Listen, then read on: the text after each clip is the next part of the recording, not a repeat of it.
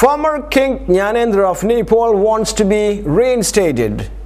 Nepal's deposed King Gyanendra has said for the first time that he wants to return to the throne. Speaking to the News 24 television channel, he said that he had made an agreement 6 years ago with his country's political parties that he would be constitutional monarch. But the government abolished the monarchy in 2008. The former king said he did not want to be active in Nepal's politics, but did want a largely ceremonial role. His move comes at a time of political turmoil in Nepal. A constituent assembly was recently dissolved after failing to reach agreement on a new constitution. Fresh elections are planned for November, but in the meantime, Nepal is in a political vacuum. The reporters in Kathmandu say that many ordinary Nepalis are also frustrated with the failure of their politicians to make progress on key issues like unemployment. He says it's unclear how many would see the return of the king, even in a ceremonial role, as a welcome development. In a rare interview, the former monarch, now known as Gyanendra Shah, told News 24 that he had been forced to make an agreement with opposition parties in 2006 after weeks of anti-government protests. This included the reinstatement of the dissolved parliament, the appointment of a prime minister from among the parties, and restoration of a constitutional monarchy and multi-party democracy, he said. He said the parties would have to answer for their behavior. देशमा शान्ति आओस्, केही न केही दस्तावेज आओस्, प्रजातान्त्रिक शान्त र सबैलाई मिल्ने केही न केही दस्तावेज आओस्, बुझ्ने र त्यो नतियोस् फेरि हाम्रो इच्छा. India court boost for Mayawati in wealth case. India's Supreme Court has dismissed a corruption case against Mayawati, the controversial low-caste Dalit leader, chief minister.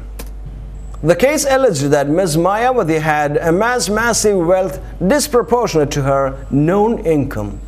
The court said there was no material evidence against her and ordered the Central Bureau of Investigation (CBI) to stop investigating the charges.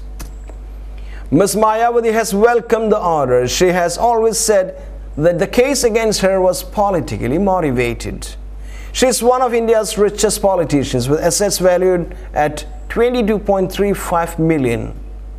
From her humble beginnings of a government school teacher, she has had a meteoric rise over the last 3 decades.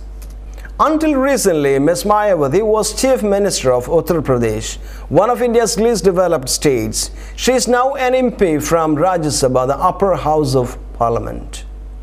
According to information provided by Ms. Mayawati in March, she owns a sprawling bungalow in Lucknow city valued at $3.14 million. She also owns jewelry and diamonds worth $193,583 and a revolver worth $108. Ms. Mayawati is famous for building statues of herself and other icons. A large number of statues commissioned by Ms. Mayawati can be seen in Lucknow and elsewhere in Uttar Pradesh. In September, leaked US diplomatic cables said Ms. Mayawati had sent an empty private jet to fetch a pair of sandals from Mumbai, a charge she strongly denied. She is an icon to millions of Dalits, formerly known as untouchables, most of whom are poor. We'll move on to the business world.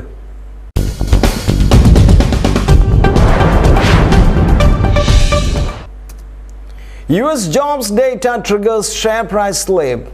US shares have fallen after official data showed firms had created only 80,000 new jobs in June, leaving the jobless rate unchanged at 8.2%.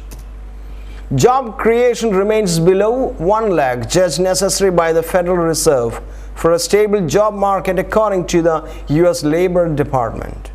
Shares slipped after the news, with the opening Dow Jones Index falling 1%. President Barack Obama said the rise in employment was a step in the right direction. Campaigning in the swing state of Ohio on Friday, President Obama acknowledged that it's still tough out there for ordinary Americans. Welcome to the world of science.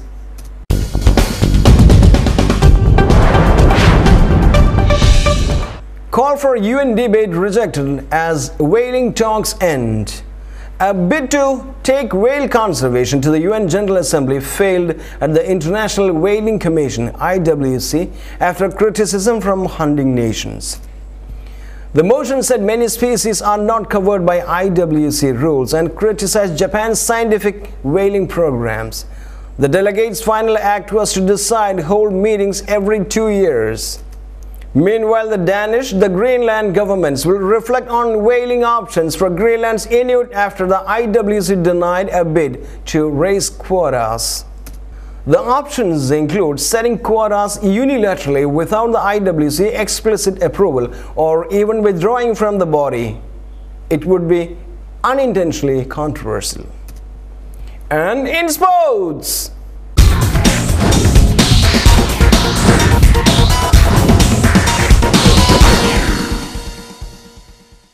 Senegal leave Pape Cissé out of Olympic squad.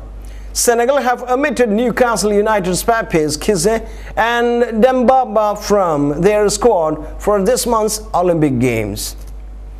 The Senegalese Federation had been in talks with Newcastle, who were loath to release Cissé in pre-season with an Africa Cup Nations next January. Everton striker Maguire Gueye and West Ham United midfielder Mohamed Diame have been included in the squad. Diame, 25, is one of the squad's 3 overage players, along with Diame Ndoye, 27, and Ibrahima Balde, 23. Gueye's inclusion is expected since the 21-year-old previously represented France at youth level and has yet to appear for Senegal. And now, before we close today's news analysis, let's have a recap of the main points. Libya election, historic vote amid tensions. Russia flash floods, dozens die in Krasnodar region. Hillary Clinton says Afghanistan major non-NATO ally. Garcia Marquez suffering from dementia, says brother.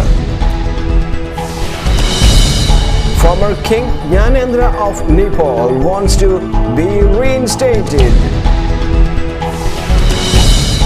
India court boost for Mayawati in wealth case.